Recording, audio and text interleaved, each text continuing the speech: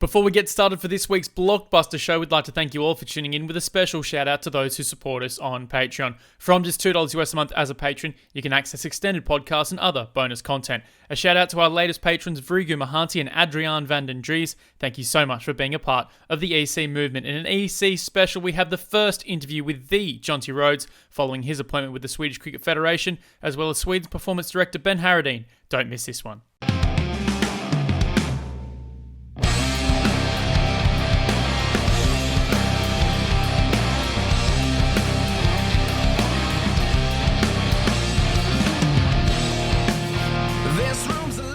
Welcome into the Emerging Cricket Podcast this week, online and on Sport FM. I'm Daniel Beswick, and I'll be joined by Tim Cutler and Nick Skinner in a couple of moments. And, well, we have a huge episode this week with Jonty Rhodes and Benn Harradine of Sweden. As mentioned before, we'll have Jonty and Ben with us in a couple of moments, but first, some news to wrap this week. First, in the Netherlands, where VRA Amsterdam have taken out the Dutch T20 Cup. Captained by Pt1, VRA defeated HBS and Sparta 1888 to win the title. Off-spinning all-rounder Leon Termaine was man of the match in both fixtures, with young gun Vikram Singh making 39 and 23 in the two wins. And Scotland's Callum McLeod has joined a host of compatriots in English county cricket, signing with Sussex for the rest of the Vitality Blast. McLeod comes in as cover for Phil Salt and becomes the sixth Scotsman to play county cricket this season, with Catherine and Sarah Bryce also dominating for the Lightning in the Rachel Hayhoe Flint Trophy. That's all the news for this week, so let's hear from Jonty Rhodes and Benn Harradine with the news from Sweden. Hello, I'm Norman Vanua. I play for PNG. I am a bowling all-rounder, and you're listening to the Emerging Cricket Podcast. Well, here at the Emerging Cricket Podcast, we've managed to welcome so many fantastic guests on the show from all around the world. But I've got to say, the two that we have on tonight are some of the greatest guests that we've had on the show. Welcome them in, boys. Ooh. We've got a former international cricketer turned coach and commentator, as well as an Olympian and Commonwealth Games gold medalist as well. So first we have the Swedish Cricket Federation Performance Director, Benn Harradine. Ben, how are you? Fantastic. Thanks, guys. Thanks for having me here. And we also have on the show the man who has recently been brought into the Swedish system. He needs little introduction, a former international cricketer with South Africa, a commentator, and currently working as the fielding coach of Kings 11 Punjab in the IPL. Jonty Rhodes, welcome into the Emerging Cricket Podcast. Yes, guys, thank you very much. Much appreciated. From a rather warm Dubai, I must say. Yeah, I can imagine. You spent 6 days in quarantine, finally free. I saw across social media you looked like the happiest man in the world. How's everything going on over there? And how's the preparation for this upcoming IPL challenge? Yeah, totally different. You know, I think the IPL, I coached 9 seasons with Mumbai Indians, 8 of them in India, 1 in South Africa. And just, you know, I don't know how the English guys have been in a biosecure bubble for so long, because it's a totally new environment. I think cricket players certainly learn to adapt to play in different conditions. But when we talk about different conditions, this biosecure bubble, it's on a whole new level. So not the easiest thing to do right now with regards to preparation. Yes, those 6 days of self-quarantine were the toughest to overcome. But I think once the tournament itself kicks off and there's only sort of 12 or 13 or 14 players on the park, you know, the other 10 or 11 members of the squad are going to find it really tough. So it's going to be interesting to see how that's gelled as a team. And new territory for all of us. So, you know, as I said before, I'm not too sure how the English guys have survived it for so long, because it is, from an emotional point of view and a mental point of view, it's fairly draining. Yeah, it looked very tricky, and we've seen, you know, international cricketers in England trying to adjust, and it has seemed very difficult. You're now moving to Sweden to undertake quite a lot of work there as well, on top of the franchise stuff. We know that you've had some roles in emerging cricket and associate cricket circles, not only commentating at World Cup qualifiers, you've also been in Nepal and done brief stints over there as well. What drew you to Sweden? How did this all begin? And what's your plan for Sweden and their cricket? Well, it has been, from a journey with regards to Sweden, it's been a fairly recent making contact with Ben and Swedish Cricket Federation. But the last 2 years, my focus really has been on grassroots and developing of the game. So not just Nepal, but in a place like Malawi as well, in South Africa and Zimbabwe. And then also in India. I mean, India, you don't associate development of the game, because out of 1.3 billion, there's probably 1 billion people playing cricket at some level or the other. But, you know, in smaller cities, kind of the tier 1, tier 2, where the facilities are just, there's now space, because everywhere else in India, there's not much space available to set up new grounds. But obviously in slightly poorer areas in India where the game itself is still loved. So with regards to now working and heading out and approaching Swedish Cricket Federation, because of the work that I've been doing at grassroots and emerging cricket, I've been looking at North America, obviously, so I haven't been there yet. I do have a daughter who's studying in America. She's a field hockey player. So I've been trying to kind of find work in the States and kind of kill two birds with one stone. And then from a Swedish perspective, I mean, I'm married to an architect. My wife has been a massive fan of the Swedish schooling system, the education system. And then I've been following European cricket quite closely, obviously through the podcast, through emerging cricket, and just seeing what's going on. And obviously from having a look at all the locals, who's playing, what are the requirements. But my reach out to Swedish Cricket Federation was literally 3 months ago. So a great deal has happened in the past 3 months. I'm relocating there with my family. So it's not a consulting role. It's something that I want to do long term, and I'm not looking to burst in and take jobs away from people. I just want to help grow and develop the game. And Sweden is a place where we as a family are really comfortable, even though I haven't been there before, but looking to make a future in a different scenario. So, Jonty, I was just hoping you could explain a bit more about the logistics of the move, because obviously you've got the IPL and then quarantine and visa applications from far away. So that's obviously pretty tricky. From a family point of view, the work contract with Swedish Cricket Federation was the first requirement. We then applied for a residence or a work permit, which then gets passed or not, and it got passed. You then have to go to the embassy in Pretoria, the Swedish embassy, and as a family, we've done it. We have our Swedish ID card, so I'm heading straight to Sweden from the IPL. So from that perspective, I'm going from 41 degrees to about 12. Ben, what do you reckon? And by the time you get here, it'll be 3 degrees or less, I think. 3 degrees. Oh, fantastic, man. So Nick, we as a family, I mean, we have property in South Africa, which is currently on the market. My wife, we have 4 kids. She has 2 from previous marriage. I have 2 older kids who I'm not even counting. I've got 6 children altogether. 4 are coming to Sweden. So and we have the residence permit for the next 2 years. And it's related to my work contract with Swedish Cricket Federation. So from that point of view, we are moving lock, stock, and barrel. So it's not a case of having to apply for anything here from the IPL from Dubai, which is quite difficult because generally they like you to do all of that in your own home country. So that entire process has been done. It's just a matter of as I said earlier on, my wife is a qualified architect. She has been, from an education point of view, she's a very earthy lady. I think accused of being a hippie in her youth, but she's been a really big fan of the Swedish education system, and not just recently. So we, with children at this stage in the house who are 13, 10, 5, and 3, we just said if there's ever going to be a move, it needs to be now. And, just really grateful that Swedish Cricket believed that it was me on that first email that went, hi, guys, are you looking for someone to make tea or, help mow the lawn? It did take... So you literally just hit them up with an email? Yeah, for sure. Did your email say, "Dear sir, I am all-rounder"? I've always been keen on playing cricket for Sweden. Yeah, "Dear sir, I am all-rounder, fielding all-rounder." No, they don't exist. Oh. My sort of message to Ben was, hey, if you're looking for a tea boy, I was kind of the best 12th man for 2 years. I got dropped from the test playing team. So, although I think in Sweden, they all drink coffee. So, it was a case of whatever you need.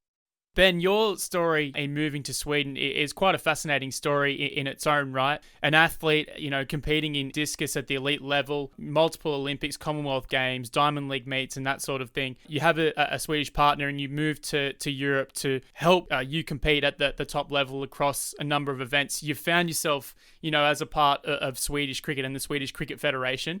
How did you begin your journey there? And how do you oversee the next couple of years or the next 5 to 10 years in Swedish cricket? Because like the rest of Scandinavia, it is looking pretty exciting. Absolutely. I mean, one of the benefits of sport, as we all know, is the ability to travel and meet coaches, experts of their field. And that was one of the things I'm so fortunate to have done in my career with discus. I've been able to work with some of the best coaches that are in the industry. And that doesn't only mean that it's dedicated to particularly throwing, but it's everything from planning and management and how to create a pathway for individuals to improve as human beings and also as players or athletes. I lived in Germany for 7 years prior to coming to Sweden, and they have a very strict, different structure that's founded on 45 years of know-how. Most people think about the DDR system, but there was a lot to come out of that DDR system that is still being used today, just without some of the things that they were using during that time.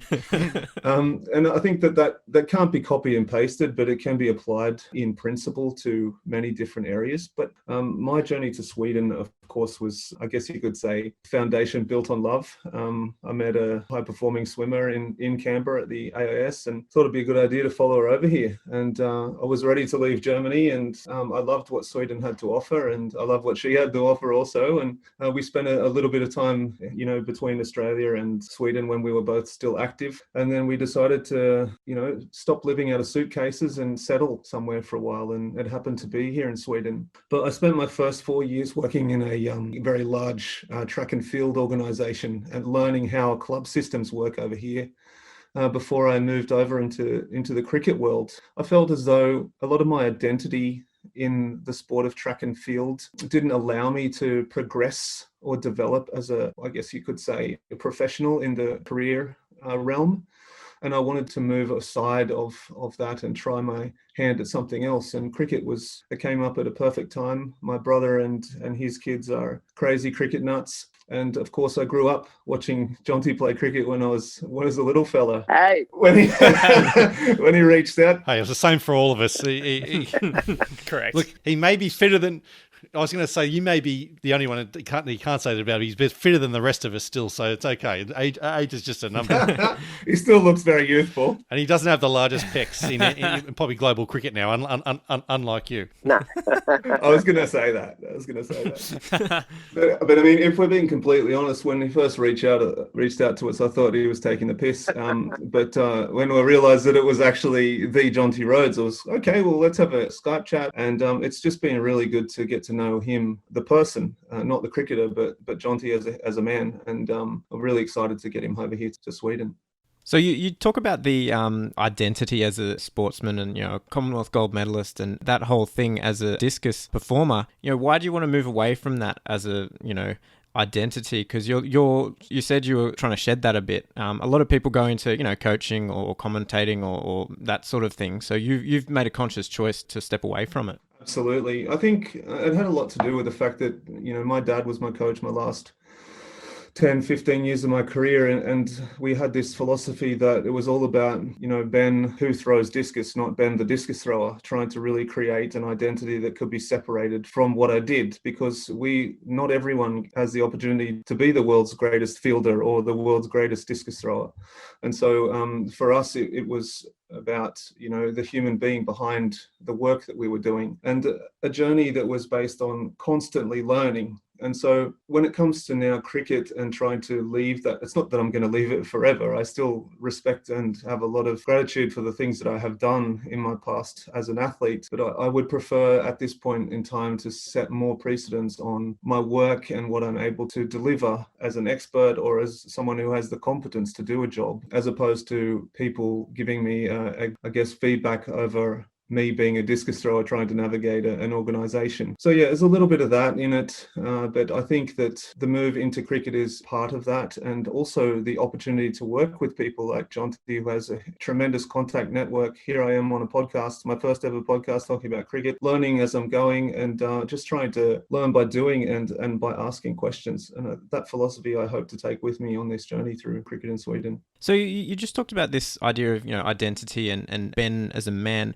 looking into your story and you found out a bit later in life that you had Aboriginal heritage. I'm very interested in this idea of finding that out later in life and how it maybe changed your perspective about a few things. Absolutely. Wow. It's been quite a crazy journey, as you can appreciate. I remember specifically because my father's father passed away when he was quite young, and he had no real connection to that side of his family. So we did this accidental journey through trying to retrace who his father was. And when we landed upon this name Harradine, we found that there were a few, not many, but a few in Australia that had the same last name. So we reached out, and then in a space of 6 to 8 months, we had a family reunion.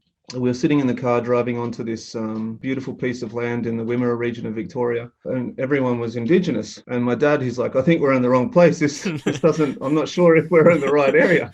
But we soon realized that, this was his heritage, and he had a fantastic connection to the people and learning who his father was through talking to uncles and aunts and cousins. And that was a, incredible journey of discovery for him. But this underlying factor of family is something that we really cherish a lot in my family anyway, and in the family that I hope to create one day, is that they're always first priority. And in the Indigenous community, it's very much about Mother Nature and family and traditions, and trying to grow a community. And that's something that I've really connected to in my journey as an athlete, but also as a human being, and something that my dad and my family have been very supportive. My brother works in it a lot in Australia at the moment, so it's nice to be connected to that still, even though I'm over here. Yeah, it sounds like quite a shock. I know you were involved in an Indigenous mentoring program with athletics. Have there been any sort of ideas around doing a sort of a similar thing with cricket? Because we know AFL is dominant within the Indigenous community, and have been sort of sporadic attempts for cricket to try and break in, but it has a long history with the Indigenous community. So I'm just wondering if that's maybe something on the back burner that you've thought about. No, actually, I hadn't considered it at the moment, as I'm not stuck, but I'm over here working in Sweden. But definitely something that, these mentorship programs that I was working with in Australia, finding boxers and so forth, it wasn't just the specific sports that I was so impressed with. It's just the raw talent. We were seeing people who were incredibly talented without even training a day, and to try and find and earmark these boys and girls and feed them into clubs or a pathway into sport. It was, a very ambitious goal, and not everyone wanted to do it. But gee, I can tell you, one day we were out in Palm Island, and there was a young kid there doing high jump for the first time. And, we're used to seeing like 17 or 18-year-old guys and girls jumping, maybe 2 meters, and he'd never jumped high jump in his life. And, just casually popped over 206 and like it was nothing. And, we're pulling our hair out going, how can we do something with this kind of talent? But, it's got to be something that the ownership belongs to the people who have to do the work, because it's not an easy road, and it's a long road. But, hopefully there'll be something on the horizon in cricket for sure. So speaking about cricket and back to Sweden, where you're, I know you're not stuck, but where you are right now, as you said, can you talk a bit about your role as performance director? And I guess you're reflecting on the skills that you've brought to it, but I guess more pertinent to us and everyone listening who may not know a lot about Swedish cricket and its structures there. What we've seen over here, so my role basically is to look at things from an organisational standpoint and the sport. So not dealing so much with governing bodies and what have you, of course dealing a lot with ICC, but trying to create best case scenario situations for the players so they can have, a pathway to as high a level as they want to climb. It's also okay to not climb as high if you don't want, but, we want to have a very clear and present pathway, not only for our players, but our coaches and the people who are working around cricket. One thing that we didn't, I don't think Sweden envisaged, was the growth. It's been just bananas. The last 2 years, we've gone from 17 clubs to 78 clubs. We have 25 grounds to work with. We're not blessed with the climate and the amount of, grounds and possibilities that we are in our warmer climates. But we're basically trying to manage first how we control the growth, or how we can place resources around this growth, because it's just going boom. And this is a little bit where Jonty comes in. What an experience and what an amount of knowledge that he can share with us and help us to grow in the right direction. And my role is trying to, from an administrative standpoint, create a framework together with Jonty that we can facilitate the game changers, if you will, or the younger kids coming through, the second, the third, the fourth generations, that can really take the game to a higher quality and to create more of an infrastructure that supports that vision as well. So in short, that's a little bit about our targets, very much on junior, very much on female cricket, very much aligned with the ICC and the people who pay our wages. It's called Riksidrottsförbund, or RF. So we have a few accounts accountability measures there that we have to be sure that we meet. But part of my role again is to make sure that we have the correct organization to be able to go in the right direction. Where has that growth come from? That's amazing. 17 to 78. That the only story that we know similar to that is Germany, and that was on the back of migration from the likes of Afghanistan, especially, and Pakistan. Where has Sweden's growth come from? Similar case, absolutely. A lot of it has to do with migration. A lot of people working in industries that are coming from cricket nations or strong cricket nations. But again, it's the same boom that we saw with people coming from all over the Asias and emigrating to Australia. And, that cricket nuts, people just want to play the game and, they're here to stay. But what we're also trying to do is to create or market the game in a way that is more friendly to people who aren't so familiar with the game of cricket. For me, for example, coming to Sweden, I never knew what bandy was from Australia. What's bandy? No one plays bandy.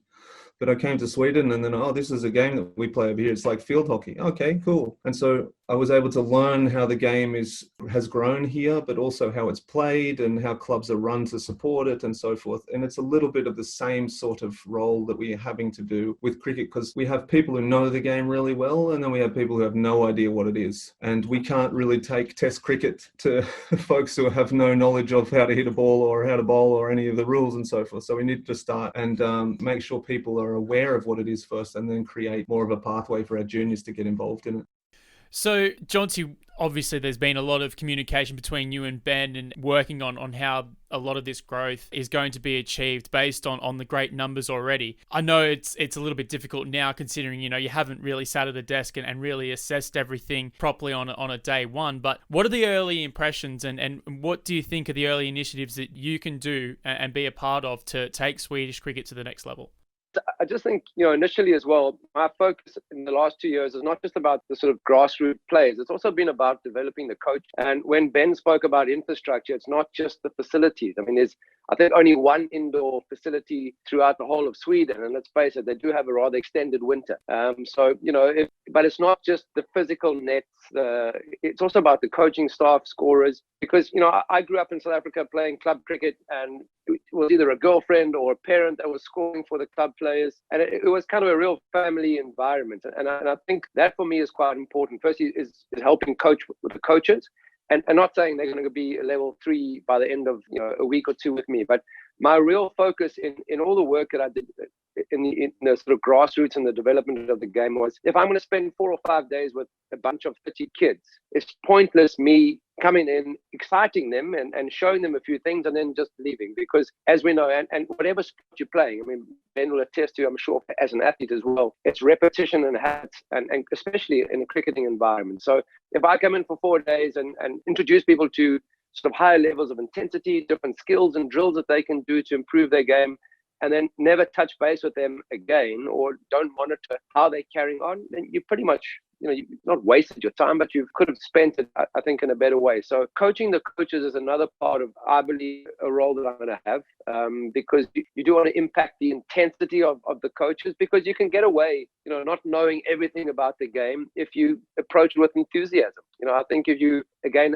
a big part of what I want to do is I want to start stealing kids from other sports, local players, boys and girls, because, I think cricket, athletics is the mother of all sports. And if you watch, Ben spoke about bandy, I mean, ice hockey is big in Sweden, football is big in Sweden, but now, there's things like there's rugby as well. People are playing rugby, maybe not too many of the locals, and they even play floorball, which is like an indoor ice hockey in the summer. So no skates, no ice. And you've got kids who grow up physically, physically strong, physically fit, and introducing them to cricket in a fun environment.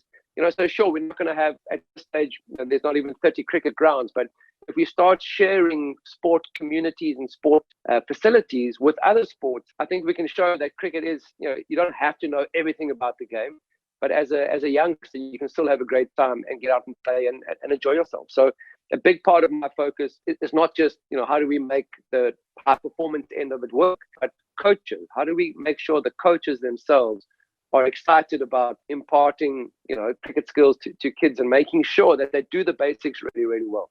So it's not fancy stuff or impossible things. It's just reiterating, here are the basics. This can improve your game if done at the right intensity with the right amount of fun and on a daily or weekly basis.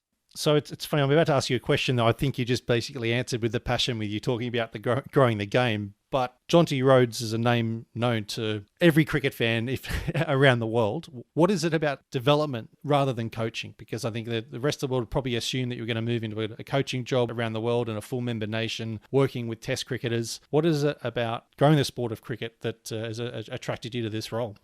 So my parents are both teachers, and my father's 80, so he wasn't my coach throughout, thank goodness, because it would have been, the days of South Africa, corporal punishment was allowed. He was a principal, not only a headmaster, a school teacher, and a coach. So as one of three boys, we got disciplined in a big way. But he certainly taught his entire life. So from age 24 to age 74, he only retired 5 or 6 years ago from the classroom. They still kept him at the school. He ran the sports facilities, and so my mother as well, the same thing, also a passionate teacher. So if people ask me, I have a Bachelor of Commerce degree. I worked for Standard Bank in South Africa when I retired from cricket. So I trained as a business banker, and then we launched the Pro 20 cricket. So I got out of the game and then got back into it. And I think what I always miss is, as an individual, growing when you're a player, because cricket is a game that you're continually growing and you're learning something every day. So when you're working with high performance players, it's a very different environment to grassroots. And I think just, Ben spoke about his heritage. My heritage is certainly as an educator. I grew up with parents, and if my dad wasn't, if he wasn't playing sport himself on a weekend, he was a rugby referee, or he was the hockey coach. He was just totally involved. So I think that's something that resonates with me in a big way. And also, I think the way that I played cricket, surprisingly, I wasn't exceptional, but I think I did the basics pretty well, and I had a lot of fun. You reckon? That's understatement. No, I had a lot of fun, I think, and that's the key. That really is the key to my success. if you look at cricket players, if you go back and you look at sort of highlights that will almost highlight their careers, it'll be a big double hundred and for me, I think the highlights of my career were 3 or 4 great photographs of me doing something stupid. And that really kind of summed up what I was doing. I was just having a lot of fun. So that for me is, I think, where my cricket sort of emanated from. And it's something that, for me, it's almost going back a full circle if I can continue with the grassroots. And, the Swedish Cricket Federation have been really generous with regards to, they haven't said, okay, now you got to live here 12 months of the year. You can't go anywhere. I am with IPL for a 3-year contract with Kings 11 Punjab. So they will have to release me over this, whichever period it fits into. So I'll still have a mix of both. But I have, as I said, the last 2 years, I have loved this grassroots and the growing of the game, just because I think my roots have always been around teaching. Just for the record, the guy that talks about being okay at cricket, 52 tests, the same number as Don Bradman and Dean Jones, averaging more than 35 in all formats of cricket. But what I want to ask about is the 1 for 13, your best first-class figures. Who was the victim? Who was that? And what were you bowling? I was bowling little dibbly-dobblers, little in-swingers. Lee Barnard, he used to play for Northern Transvaal. He tried to hit me out the park. I think I got caught in the boundary somewhere. But yeah, I think the game was heading nowhere. But, as a bowler, I think I bowled 2 test overs as well. They were over, I think, 3 seasons. So I bowled 1 over against India when the game was about to be called off as a draw. But an interesting stat, do you know who the last person was? Oh, you would obviously, who bowled to Alan Border. Yeah, it was me. My second over of Test cricket, my second over bowling was to Alan Border. And it was actually a maiden over. And I think he felt that if he couldn't score a run of Jonty Rhodes, he better retire. So that was it. That's my claim to fame with regards to my bowling. No, I was terrible. I just wanted to call that out. I wasn't that good at cricket. And here we were talking before you came on about who's going to be the most fanboyish when it comes on. Now, I'm the one born in 82, so I remember you being out in Oz in 92 and 93 and 94 and lacing 6 into the SCG boundary over there on the east-hand side. But we weren't going to talk about that. But as soon as you bring the pleasant, really nice false modesty out, it's like, oh, come on. Fishing. I'm just fishing. I just need the compliment. I'm around all these stars in the IPL. Nobody talks up to me anymore. But one question I do want to ask that does kind of stem from that is, a lot of people with the reputation of you being probably the most elite fielder, especially in your generation, and still talking about, 20 years later as one of the best fielders of all time. But to look at you as the fielder, a little bit of a revolutionary in that regard, is that something you're kind of thinking about, I suppose, moving forward and doing all these these roles as being a deep thinker of the game and potentially innovating and looking to do different things and pushing the boundaries, so to speak? Because were you the one out there grafting every day, almost doing your own thing? Or was there someone in your head saying, you know what, this is the future, to be, one of the better fielders and to cut off 15, 20 runs in an innings is almost important as scoring those off your own bat? Is that something that you think about? And who was the person that decided, you know what, let's get this right, and yeah, you can win games in the field as well as with the ball or with the bat? Bez, let me just clarify. Deep thinker, Jonty Rhodes, not something you're ever going to hear again in the same sentence. But thanks very much. For me, I grew up playing football or soccer, cricket, tennis, and hockey, field hockey. So my fielding, Richie, was a combination of all of that. I was a very nervous kid as making my state debut. I mean, as a middle order batsman, I did not bowl, as Tim so rightly pointed out. I didn't bowl much. So I kind of had nothing else to fall back on. And when you're a 19-year-old kid making your state debut against very senior players, and South Africa, to put things in perspective, we didn't have international sport because of the apartheid regime and sporting sanctions. So that was the highest level I could really get to, was playing for my state. And there was no country to play for. So I wasn't even thinking about taking my game to the next level, because kind of that was it. But I'd been renowned as a schoolboy as a good fielder. Again, I didn't bowl, but I also have a lot of energy, and I think it's still around, that energy, fortunately at 51, which allows me to still do what I do with real passion. And I couldn't stand there for 60 overs or 90 overs in a day and not be involved. So fielding was something that I really love to do, without even seeing, okay, there's a gap in the market here. Nobody else. So for a long time, you're the number one fielder in the world, and Dean Jones maybe he'll query that.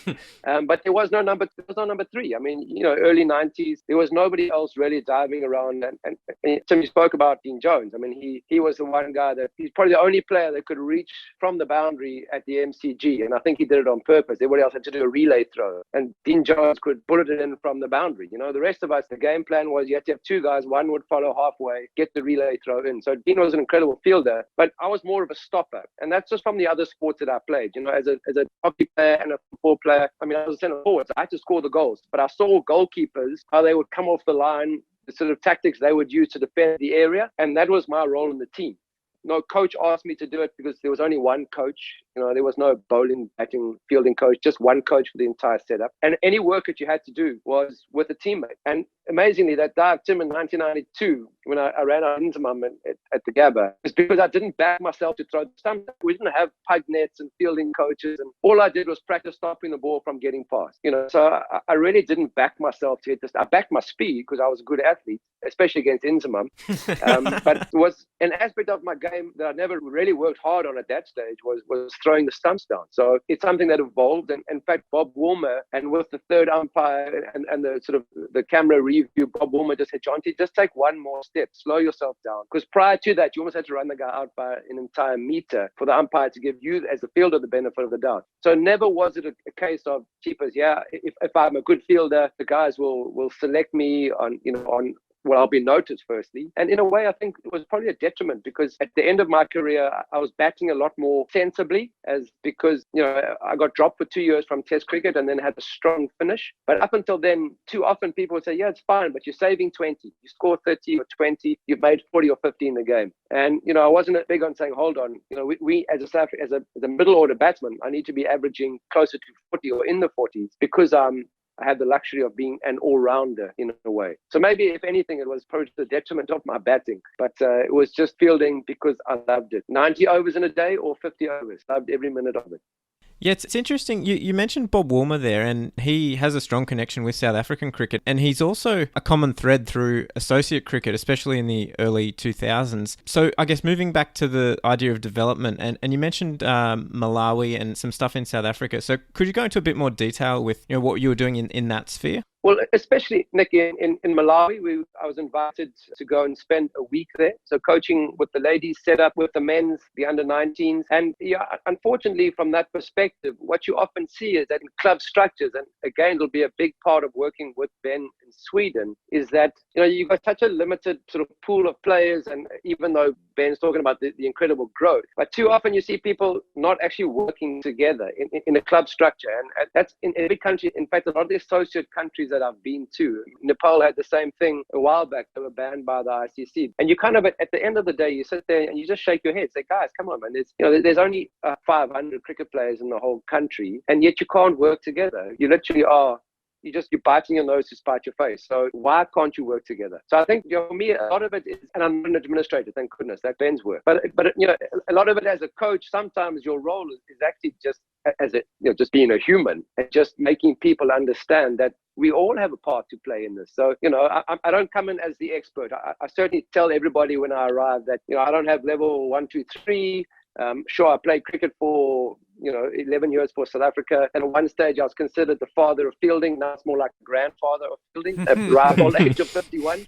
But I don't know everything. I'm still learning about the game, and that's important. If I can get people to feel that they are contributing as well, and especially in emerging countries where people they kind of make excuses almost because we don't have great facilities and it's pointless trying to get high performance because everyone's volunteering. And it's just trying to inspire people that, if you get up and you make a difference, even if it's just greeting someone from the other club, you can impact in a massive way off the field as well as on the field. Because a lot of the issues that we have in emerging country cricket is that people just don't work together. There's some great work done, but in isolation. And it just blows my mind that you can't get that all together. So a lot of the work that I've been doing is also just a bit like a bridge builder too. So coaching was one aspect, but trying to get the whole cricket community to come together was, for me, a massive focus. So it was always good to find out from the various countries that I was heading to, what is the cricketing scenario like? And can we bring parties that are not talking or not playing against each other, can we bring them to the same table and just say, come on, man, for the good of the game, let's put all this aside and really be honest with each other. Because I think that was the one thing, and Ben would know as a high performance athlete, you have to be honest with your performance. And it's generally it's not the outcome. It's not what was the performance on the day. If you're honest with yourself, it's generally in the process. What was my preparation like? Because you can get it wrong on the day. I mean, you really can. But as long as you're comfortable that the process has been with the right intensity and also, kind of heading for the right goal and practicing the way you should be practicing, that for me was way more important. So I was less concerned about, I've now converted or I've now generated some high performance drills and skills. I have been able to set up a part of a process where people actually start talking, playing, and just taking the game forward, which is so important. Geez, you almost defined a lot of pockets of associate cricket. Very much so, yeah. Quite a few associate countries were flashing through my head there when you were talking about it. Yeah. But in some ways, to see teams that are playing, literally for funding, still getting on there and sharing skills, though, there's sort of a real tale of two cities with associate cricket. But I just want to pick up on a thread there. You're talking about saying hello to the other teams and talking to each other. Language of cricket is a huge thing that we talk about, and we're going to be writing about a lot more soon. Swedish Cricket Federation seems to go out of the way to post most of their things on social media in Swedish. Ben, can you just talk a little bit about that focus and really, to Jonty's point, to tie that in about how you are looking to galvanise the cricketing community, especially bringing Jonty in, who I'm assuming is not fluent in Swedish, at least not yet, but how that challenge is within the country there. Absolutely. The underlying thing that I'm seeing appearing a lot, and in what Jonty's saying also, is that for me, we talked a little bit about identity and so forth, and I think it comes back to like the humans, like something has to be bigger than the sport. And in Jonty being with us, and a little bit of my philosophy also is trying to reach each individual at a human developmental level, and the cricket is the facilitator of that. And because we have so many people coming from so many different cultures, from different languages, from different ideals, from different belief systems, acknowledging that we come from those different spaces and working on what do we share in common, and that is, of course, the game of cricket. And having someone like, Jonty to influence that from a high level perspective, but also working with people who are willing to put in the effort is enough for us to generate momentum, I believe. And so, being a good leader is about mastering that art of letting go of our differences and trying to create environments where these individuals really can thrive and own what they're doing. But coming back to your social media stuff, this is a really interesting theme, actually. And of course, with Instagram and Facebook and Twitter, we have nearly no one on Twitter that's following us that speaks Swedish, because Twitter is used a lot by Swedes. It is by some, but not heaps. But it's used a lot by the cricket community. However, Instagram is appealing to a demographic of 16 to 30-year-olds. A lot of young Swedes are engaging in things that are happening on Instagram. Hence why we tend to use a little bit more of a Swedish is as a first published language, because we need more people who speak Swedish as a first language to be understanding what cricket is. Facebook, on the other hand, we try and use a little bit of both, a little bit of Swedish, a little bit of English, because we have foreign people who are interested in the game and what we're doing over there, whilst we also have young demographic who are connecting with us on a Swedish level. We could post something on Facebook tomorrow in just Swedish, and then someone will write us going, hey, what about English? But they don't realize that they can click on the translate button and they get a fairly good grasp of what we're trying to communicate. And similarly in the other way around. But if we're going to be working in schools in all over Sweden, we need to be able to bring the content of the game of cricket to Swedes in Swedish, because otherwise it will never be taken by them and with their own little spin on it. For example, there's one guy over here who's been with cricket for many, many years. I've had some really fantastic conversations with him. And he's basically created a whole cricket language in Swedish that he uses to commentate in. And like, it makes no sense when you hear the words, like, because I'm so used to hearing, all the terms that we have grown up with, but he's made them into Swedish slang. So that's kind of nice to hear when he's commentating, like slagman is batsman, for example. And he calls the stumps the grinden, which is a direct translation to the gates. And then like he calls when it goes down leg side is in the corridor, or on the ponytail side, as he calls it for the ladies. So it's really interesting way to connect what we're actually doing out there on the field to a new demographic, a new Swedish audience, by bringing it to them in their mother tongue. So there's a little bit of a strategy behind that, but with only 3 staff at the moment, there's a lot for us to do. And we're starting, as Jonty says, with the coaches and providing that capability first. And then hopefully if those possibilities allow for themselves later on, then we can start to talk about how we're going to market the game a little bit better. Well, I follow Sweden and I know Danish, so I can sort of just about understand your Twitter comments. I love that story of the guy who's just invented a Swedish terms for all the cricket vocabulary. But you mentioned the schools there, and what's the project coming into schools, and where's that all going at the moment? Yeah, so basically it's first off the knowledge of what the game is. We can't spend our first contact with new interested parties to cricket talking about the laws, because we'll lose them in 5 seconds. So we have to make it really transferable from sports that they already know. This is what Jonty was talking about a little earlier. So taking people who play bandy, ice hockey, who already hit things, who already throw things, who are athletic, and then introducing them to this new sport in the schooling system. But in order to do that, we need to connect with the teachers, because the PE system over here is completely different to what we're used to in Australia. And I'm not sure how it is in South Africa, but it's not as organized. That is in the hands of clubs. So as we call it over here, föreningsliv or club life, they really have a huge responsibility to deliver this game to a huger audience or a larger audience, where PE doesn't do that in schools. So first point of contact is to introduce it to schools so people can educate the kids what this is. And then we try and have a feeder system that the schools can introduce the pathway into a club system, because a lot of cricket or a lot of sport over here is based upon first activities. So we have cricket schools, we have track and field schools, we have ice hockey schools where you have 5 weeks of summer vacation and the kids just come, their parents pay a bit of money for them to come to these schools, and they're in our hands, and we introduce them to the game and we feed them and we take care of them. It's a huge generator of finances into the clubs, who will then invest back into the sport. So the system is a lot different than what we're used to, I guess, in Australia, but for the better and for the worse. But it puts a lot more responsibility, not so much on the schools, but on the clubs. They've really got to step up. It's interesting you talk about needing to develop something to move the kids into, and that's a recurring theme in a lot of associate countries, is just, you can create interest, but you need somewhere for the interested people to go.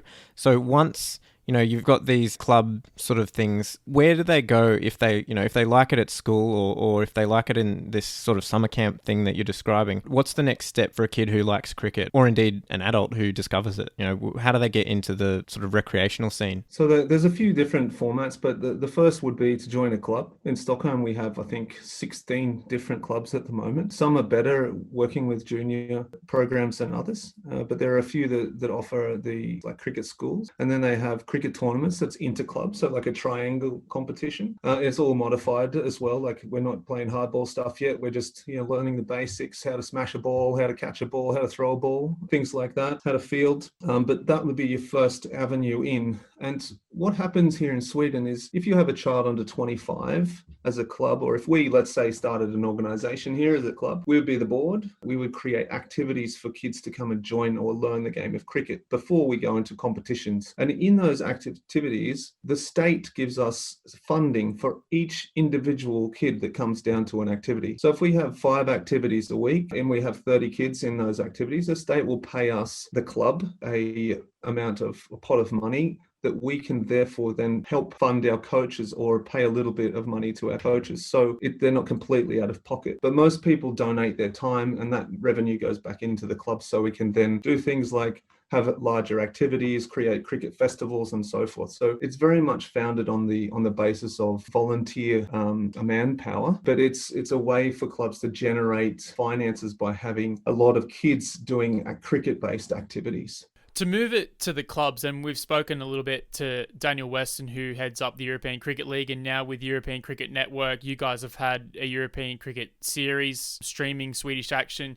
You guys were set to have a competitor in Lund at the ECL for this year, and unfortunately things transpired. There's now a platform and almost a pathway from club cricket to competing on a continental stage in the European Cricket League. But in terms of streaming and having those tournaments being viewed by potentially thousands of people, some new to the sport, others maybe living in Sweden from, cricket playing countries originally who didn't really know that Swedish cricket was up and running as much as it is. Is streaming and the advent of streaming a good avenue for people of any age to get into the sport as well? Absolutely. I haven't seen much of the data at the moment, so I don't know how quantifiable it is, but I know that it was a huge hit over here having the ECS. I think some days we had upwards of 500,000 people watching.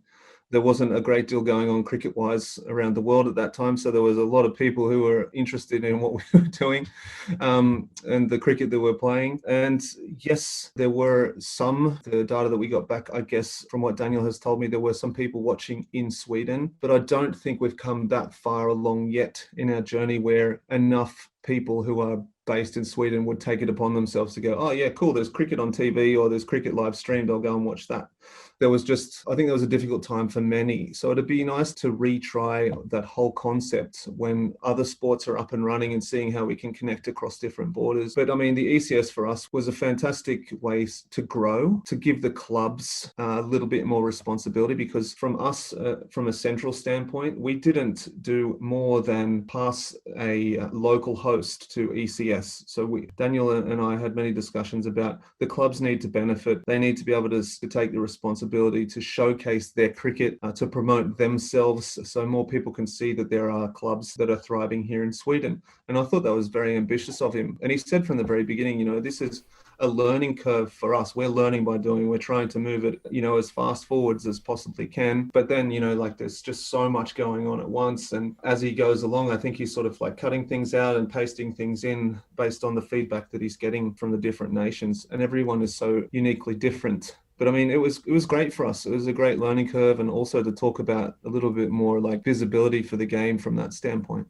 That's the end of part 1 with our interview with Jonty and Ben. We'll have part 2 next week, so make sure to subscribe to the Emerging Cricket Podcast if you haven't done so already, so you can tune in as soon as that drops. Make sure to pass the pod around and also give us a 5-star review wherever you are listening to the show. If you want to support us financially, go to Patreon. That's patreon.com/emergingcricket, where you can support us from as little as $2 US a month, and that will get you extended versions of a number of our shows, and you can have a say on the show's direction. For now, on behalf of Nick Skinner, Tim Cutler, and myself, Daniel Beswick, see you next week.